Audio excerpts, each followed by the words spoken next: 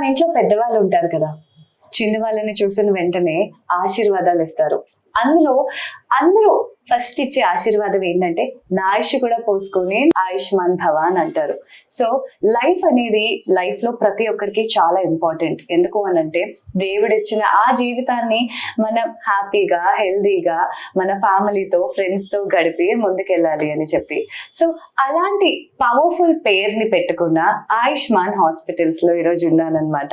ఇక్కడ ఫౌండర్ అయిన doctor K స్వామి గారితో అసలు ఆయుష్మాన్ హాస్పిటల్స్ ఇంత సక్సెస్ఫుల్ అవ్వడానికి కారణం ఏంటి, అసలు ఈ ఆయుష్మాన్ హాస్పిటల్స్ జర్నీ ఎలా మొదలైంది అని తెలుసుకోవడానికి ఈరోజు ఆయుష్మాన్ హాస్పిటల్స్ కి వచ్చేసాను. నేను మీ యోగితాని.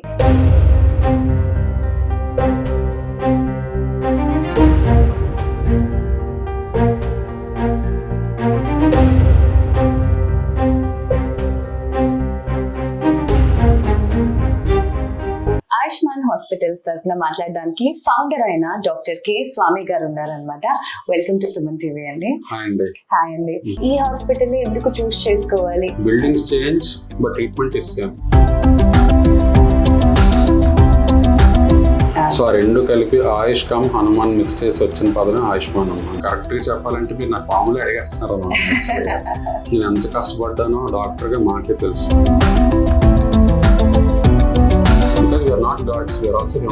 Quality care and affordable price అంటే మన ఆయుష్మాన్ హాస్పిటల్స్ అని గుర్తుంచుకోవాలన్నమాట. ఈ హాస్పిటల్ జర్నీ అసలు ఎక్కడి నుంచి మొదలైంది అని తెలుసుకుందాం అనుకుంటున్నాను. ఐఎమ్ డాక్టర్ స్వామి అండి, ఎండి ఆఫ్ ఆయుష్మాన్ హాస్పిటల్.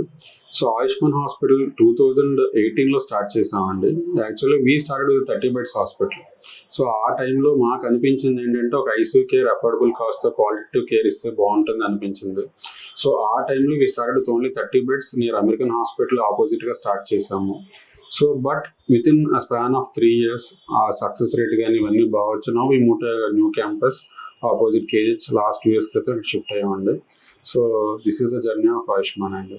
అసలు మీరు ఈ మల్టీ స్పెషాలిటీ హాస్పిటల్ పెట్టాలి అన్న థాట్ ఎందుకు వచ్చింది ఒకసారి మా వ్యూయర్స్ కి చెప్తారా? సో నేను యాక్చువల్ గా చేసింది రేడియాలజీ అన్నమాట. సో రేడియాలజీ చేస్తే చాలా మంది నా ఫ్రెండ్స్ కానీ అందరూ కూడా ఒక డయాగ్నోస్ సెంటర్ పెడదాం. సో వైజాగ్ లో అప్పుడు ఏంటంటే తక్కువ ఉన్నాయి డయాగ్నోస్ సెంటర్స్. కానీ ఫినిష్డ్ ఇన్ 2013 మా పీజీ అయిన తర్వాత. సో మేము రేడియల్ సెంటర్ పెట్టాలని అది చూసాను కానీ బట్ నా చదువు అంతా కూడా తిరుపతి, గుంటూరు, విజయవాడ ఇటు సైడ్ ఎక్కువ ఉన్నాను. పుట్టింది పెరిగింది అంతా ఇక్కడే కానీ బట్ నా స్టడీస్ అంతా అక్కడ జరిగాయి. But when we came to Vizag వచ్చిన తర్వాత మాకు ఎలా అనిపించింది అంటే ఇక్కడ కార్పొరేట్ గవర్నమెంట్ హాస్పిటల్ తప్ప ఒక బ్రిడ్జ్ లేదు, ఒక క్వాలిటీగా అఫోర్డబుల్ కాస్ట్ ఇచ్చే ఒక బ్రిడ్జ్ లేదు హాస్పిటల్ అనిపించి. సో నాకు యాక్చువల్ గా హాస్పిటల్ పెట్టాలి సో అనిపించిన థాట్ లోంచి పుట్టిందే హాస్పిటల్ అమ్మా యాక్చువల్ గా.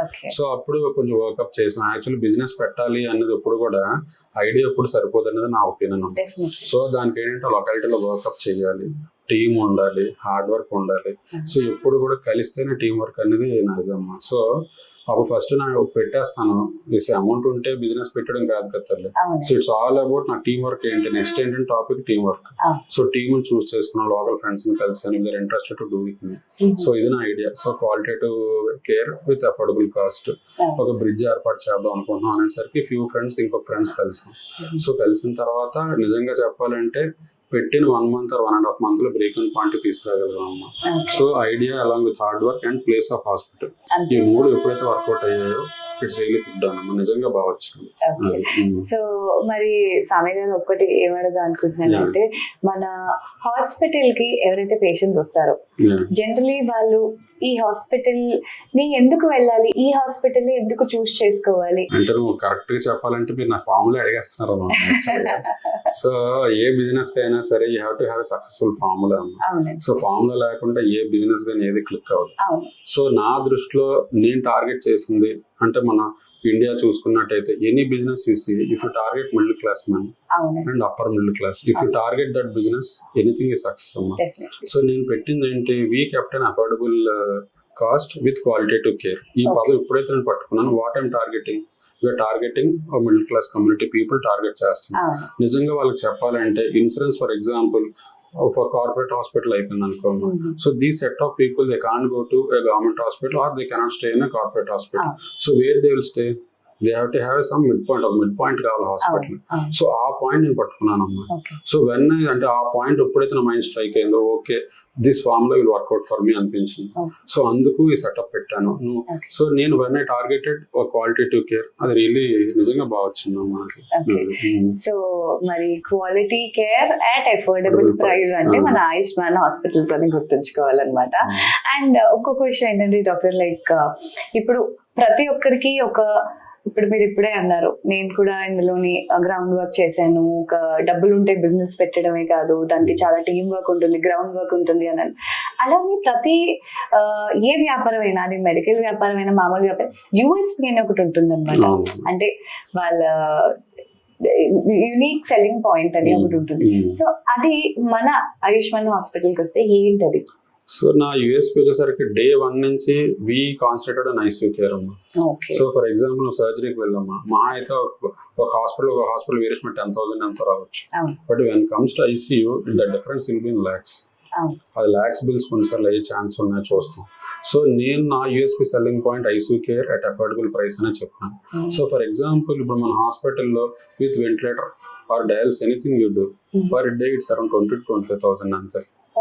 సో ఆ రేటుకి నిజంగా చెప్పాలంటే ఎక్కడ అవ్వదు. For example Lalitha jewellers side owner గా చెప్పినట్టు you can compare this bill with any hospital అన్నట్టు నేను అదే చెప్తాను.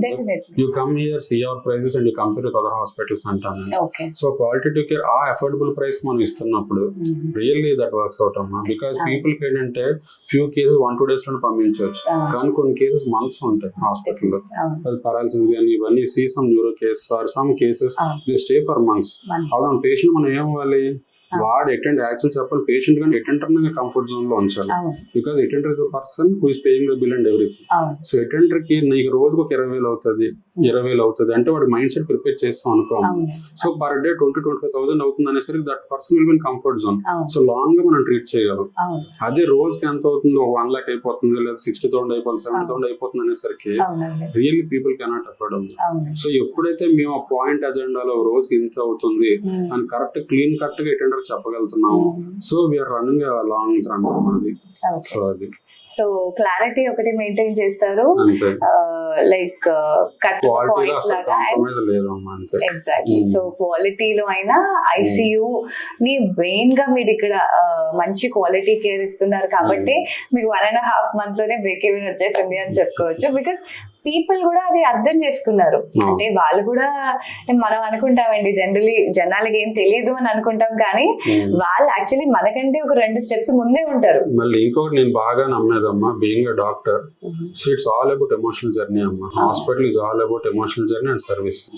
సో ఫర్ ఎగ్జాంపుల్ ఈ గో ఎనీవేర్ అంటే మేము డాక్టర్స్ అంతా చదువుకునేది ఒకటే. సో మా అయితే నీ బిల్డింగ్ గోడలు మారుతాయి అంటాను ఎప్పుడైనా సరే. Buildings change but treatment is same. So when treatment is same, when you're giving for an affordable price, patient is happy. That నువ్వు చేసేది పేషెంట్ కి చెప్పగలగాలి, ఇది నీకు జరుగుతుంది. అటెండర్ కరెక్ట్ గా మనం చేసేది రోజు వాడికి ఎక్కువ counselling part is very very important in treatment. So counselling వాడికి ఎప్పుడు ప్రాపర్ గా కరెక్ట్ ఛానల్ లో చెప్పగలిగి మనం చేసేది వాడికి చెప్తాము, ఎనీ బిజినెస్ ఇస్ సక్సెస్. ఎందుకంటే వాళ్ళకి క్లారిటీ అనేది వస్తుంది. వాళ్ళకి ఒక రోజు జాయిన్ అయిన వెంటనే నెక్స్ట్ డే మనం ఇంత బిల్ వేసేసాము అని అంటే వాళ్ళకి అర్థం అవ్వదు, ఎందుకు ఇంత అయిపోయింది అని అక్కడ క్వశ్చన్ చేస్తారు. అది ఫస్ట్ నుంచి కూడా మనం దానికి క్లారిటీ మెయింటైన్ చేస్తే. ఇంకొకటి నా సిద్ధాంతం కూడా అమ్మా, the thing is when you can't give a patient financial burden అప్పుడు ఫ్యామిలీ మీద పడకూడదు. బికాస్ అది కూడా వాడి క్లారిటీ ఇవ్వాలి, ఇది తేగలుగుతామా తేలేమా, లేదా జర్నీ ఎంత ఉంటుంది. సో వాడికి జర్నీ లాంగ్ ఉన్నప్పుడు అఫోర్డబుల్ ప్రైస్ కి ఇచ్చి, సో నువ్వు ఇన్నాళ్ళు స్టే అయితే నేను ఏమైనా చేయగలుగుతాను లేదా నేను చేయలేను. ఎందుకంటే as a doctor have to say whether yes or no. So no అన్న పదం దగ్గర whether he decide to stay here or he have to choose a government sector to get some free bill or something. So అది వాడి clarity ఇవ్వగలిగితే మాత్రం correct. Safe అంటే గుర్తొచ్చింది doctor, like ఈ మధ్య కాలంలో చాలా పేషెంట్స్ రెబెలియస్ అయిపోతున్నారు అనమాట. అంటే వాళ్ళకి ట్రీట్మెంట్ అందిన తర్వాత దేవుడు దైవల్లో మేబీ సమ్ నెగటివ్ గా వాళ్ళకి రిజల్ట్స్ వచ్చినప్పుడు వాళ్ళు డాక్టర్స్ ని బేసిక్ గా బ్లేమ్ చేస్తున్నారు.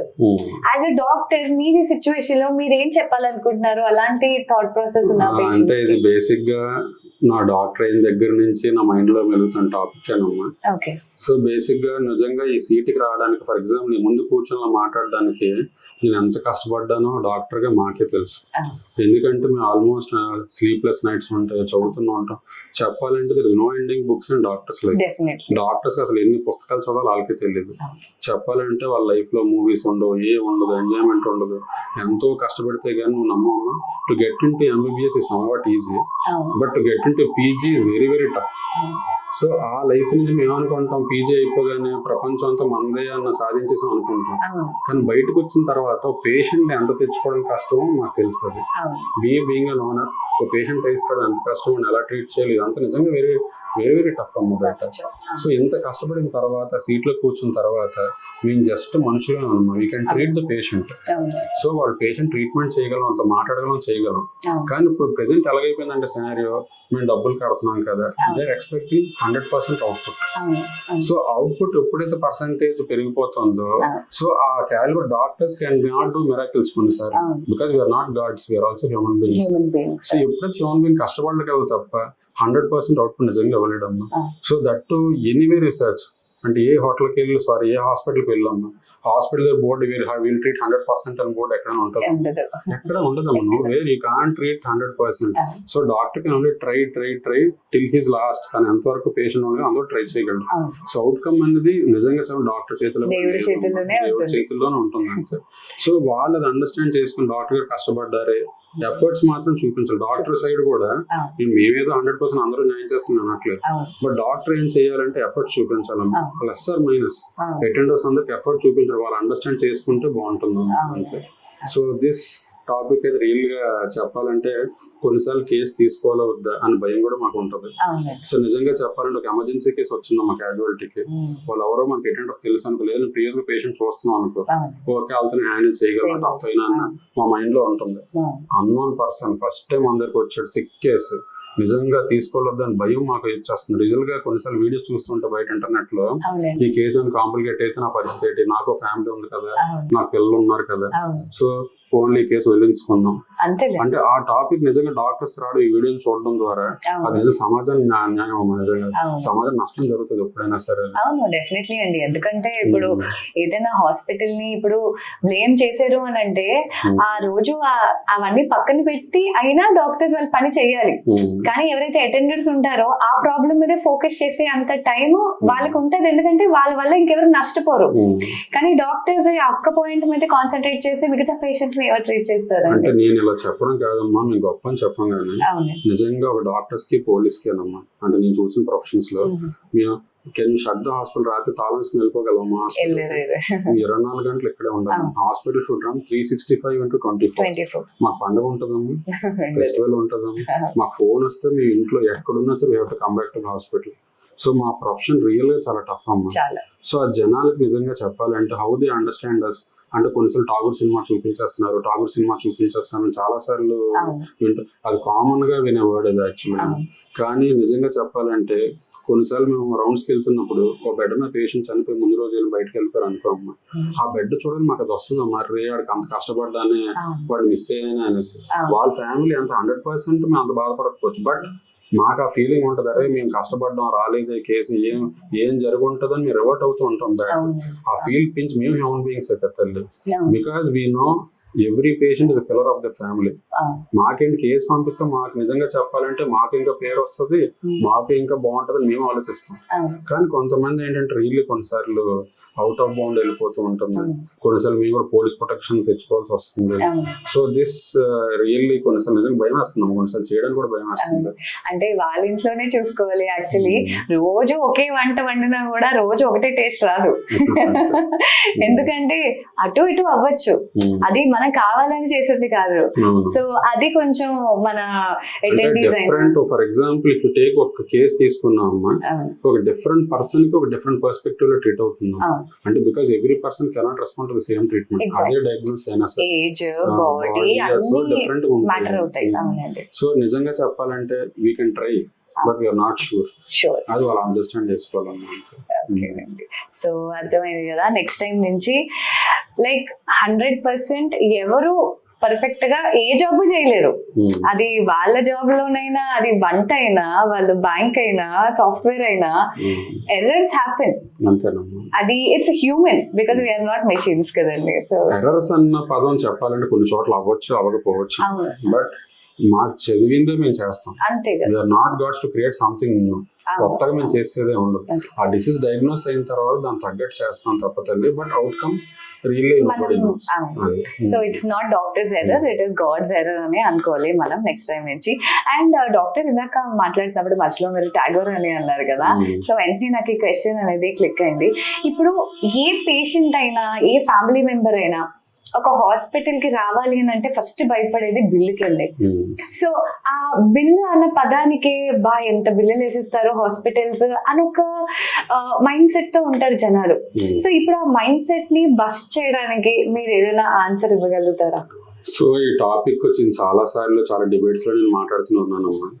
So the thing is being a hospital owner, when we invest something, అంటే నేనే కాదమ్మా, అంటే ప్రతి ఓనర్, ఫర్ ఎగ్జాంపుల్ చిన్న హాస్పిటల్ నుంచి పెద్ద హాస్పిటల్ వరకు, సో డాక్టర్స్ ఆర్ సేమ్, అంటే we study the same thing.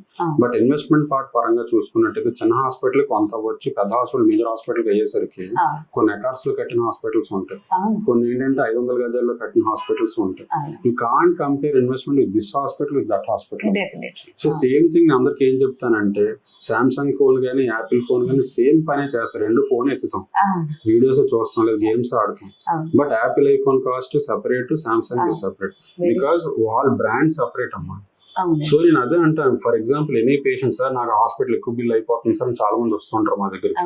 So వాళ్ళ క్వాలిటీకి వాళ్ళు ఫిక్స్ చేసుకున్న ప్రైస్ వాళ్ళు ముందే చెప్తారు.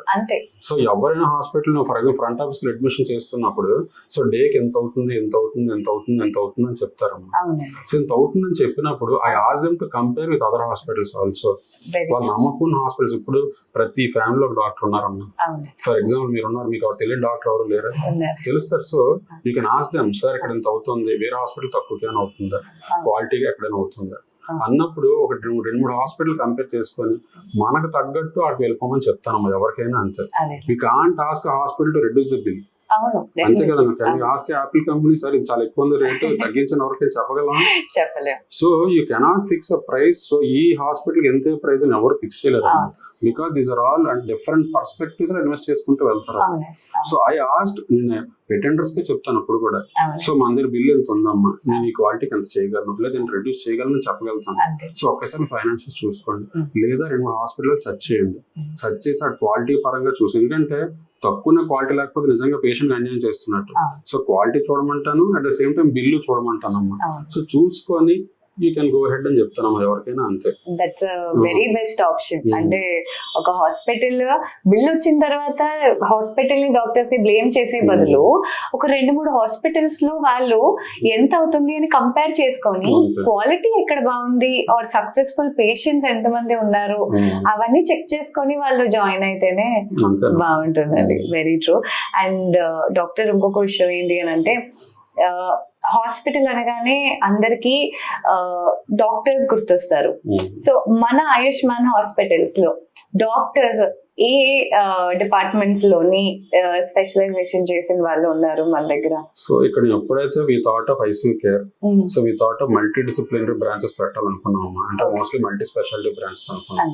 సో మీ బలం ఏంటి సార్ అని ఎవరైనా నన్ను అడిగితే, we say neuro care. So neuro is almost Ayushman strength. We do almost 70% working on neuro only.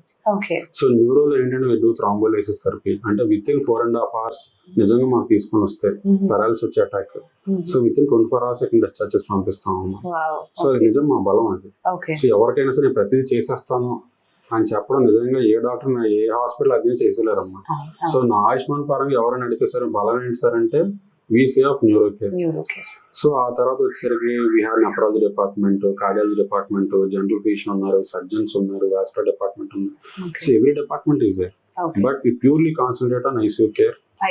చెప్పాను కదా, అంటే we're very core to the ICU care. అంతే, ఆయుష్మాన్ డే 1 నుంచి ఎక్కడి నుంచి ఉందరా అంటే, ఒక quality care with affordable cost ICU పరంగా ఇచ్చుకున్నట్టయితే we are there in the business అనిపించింది అమ్మా. అంతే.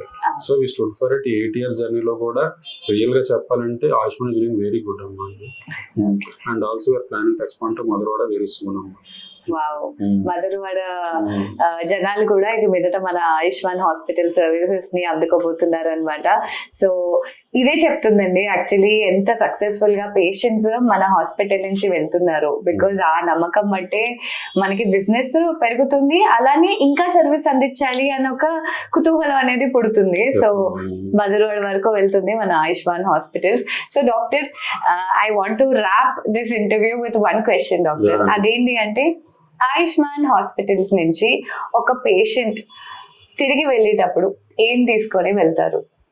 సో నేను దిస్ థింగ్ నా ఫ్రంట్ ఆఫీస్ పీపుల్కి కానీ, నా మేనేజర్స్ కానీ, డాక్టర్స్ కానీ ఒకటే చెప్తాను, బిల్ ఈ సెకండరీ ఫర్ మీ. అంటే మనీ నేను చేసే సర్వీస్ లో బై ప్రోడక్ట్. సో ఎప్పుడైనా సరే నేను చేసేది నెంబర్ గేమ్ ఆడమని చెప్తాను. అంటే మాకు ఎంతమంది పేషెంట్స్ వస్తే మాకు అంత హ్యాపీ అని చెప్తాను నేను. సో మనీ ఈ సెకండరీ ఎప్పుడైతే అవుతుందో నా పేషెంట్ ఇక్కడ వెళ్ళేటప్పుడు నవ్వుతూ వెళ్ళాలనే చెప్తానమ్మా నేను. ఫర్ ఎగ్జాంపుల్ నువ్వు బాగా చేస్తావు, బిల్ వాయిస్తావు అనుకో అమ్మా, ఆడు ఏడ్చుకుంటూ వెళ్తే నిజంగా అది నాకు మంచిది కాదు, మన ఫ్యామిలీ కూడా మంచిది కాదు. సో వాడు వెళ్తున్నప్పుడు if they come and ask discount in the front office, so మనం ఎంత పరిధిలో ఉన్నామో చూసుకుని manage I give free hand. Free hand ఇస్తాను, హ్యాపీ పంపించు, నా వరకు రాకూడదు, they should go happily from here అంటాను అంతే. సో పేషెంట్ ఇక్కడి నుంచి వెళ్ళేటప్పుడు హ్యాపీగా వెళ్ళాలి, అదే మా ట్యాగ్ లైన్ అన్నమాట. సో విన్నారు కదా, ఆయుష్మాన్ అనేది ఇట్స్ ట్రూలీ అ బ్లెస్సింగ్, ఆ పేరులోనే ఉన్నది ఇట్స్ అ బ్లెస్సింగ్ అని చెప్పి. సో ఎవరైతే ఇక్కడికి వచ్చి జాయిన్ అయ్యి వెళ్తారో వాళ్ళు కూడా ఒక బ్లెస్సింగ్ లానే ఫీల్ అవుతారు. ఎందుకంటే బిల్ సెకండరీ మన ఆయుష్మాన్ హాస్పిటల్స్ లో, and smile comes first, and patient satisfaction also comes first. So thank you so much doctor Swami గారు for giving your time, and మా వ్యూవర్స్ కి అండ్ ఎవరైతే పేషెంట్స్ ఉంటారో వాళ్ళందరి తరఫు నుంచి నేను అడిగిన క్వశ్చన్స్ కి మీరు ఆన్సర్ చేసినందుకు thank you so much doctor. Thank you అండి.